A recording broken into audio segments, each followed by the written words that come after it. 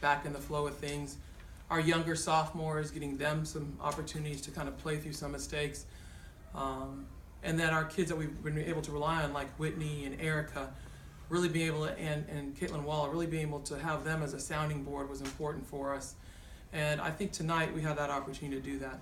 You kind of saw us turn the corner. I made a pretty drastic substitution, which I thought was necessary at that point to bring energy. I kept kind of, not necessarily beating a dead horse, I kept trying to put a lot of faith into certain rotations. They just weren't getting it done through conversation, through trying to fire them up. And really, I think the jolt really came in immediately. You noticed when Bailey, I think, and Zandra came in that substitution, because we know how hard those kids go in practice. They are energy kids. Regardless of scheme, they're going to bring energy, and that's what we need in that moment. So I think it was fun. The game was a lot of fun. I mean, we have a really storied ending here where you have Tiara Pitts, who hasn't seen a lot of time, and Tiara starts for a reason for us. She's an excellent communicator, but she's a kid who's got a nice finesse game, who can really score and put the ball in the hole, and she's able to do that.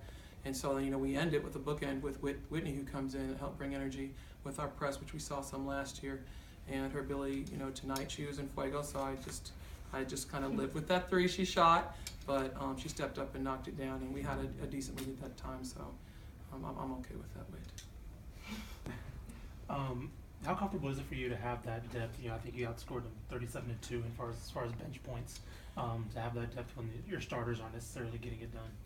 I think any coach would tell you it's fun and it's nice to have depth.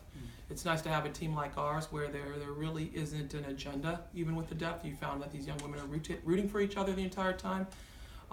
But at some level, we're going to have some kind of a rotation that makes sense, where I'm still trying to figure out what's our best rotation. Now, I can tell you, I talked to the team about this, and Whitney can tell you as well, we're going to put in defensive packages, so there's certain groups that are just better for us defensively, and that group that finished the game, that's just a better defensive package. It's not to say that the group that started isn't. That group was a good group to get us going. We're at SMU, and so I think that piece of which packages run well together is important to me, and that's what we're still trying to work out together. But in the same token, they do a phenomenal job of cheering for each other. There's no hidden agenda. They're excited. They're disappointed when they don't get to play, of course. We talked to them a lot about why, or sometimes they understand, sometimes just this other player brings something to the team that we need right now. And that's one of the best things about our team this season. You always talked about focusing on defense. You guys have always been an offensive team, but you've always stressed defense. Today, especially late, a lot of turnovers, forcing the issue, getting in transition. Is that seeing what you're practicing, what you're preaching, coming to fruition, seeing that? I think yes. I think what it provided was in some token, we shouldn't have needed that to win this game, but the way the game played out and how well, Incarnate Word was playing, we had to go ahead and put that package in. And so, yes, I'm excited. It's what we can bring.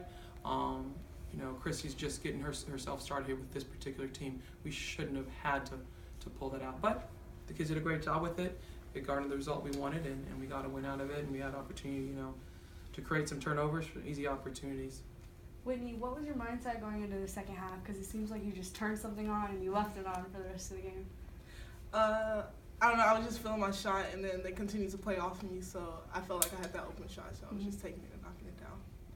Thankfully. Knowing that you guys have such a lot of guard depth, what's that like for you? Having to kind of adjust to certain play styles, certain players. Has that been difficult at all? Not really, because we practice our plays so much, and our where we're supposed to move on offense. So not really. Coach mentioned she put in Bailey at the point for a little bit there. What's it like playing with her? What's her play style, and how's that kind of energized the team? She brings a good asset to the team. It's still new, getting used to playing with her, but what she's doing well as her role, and coming in as a freshman, I believe.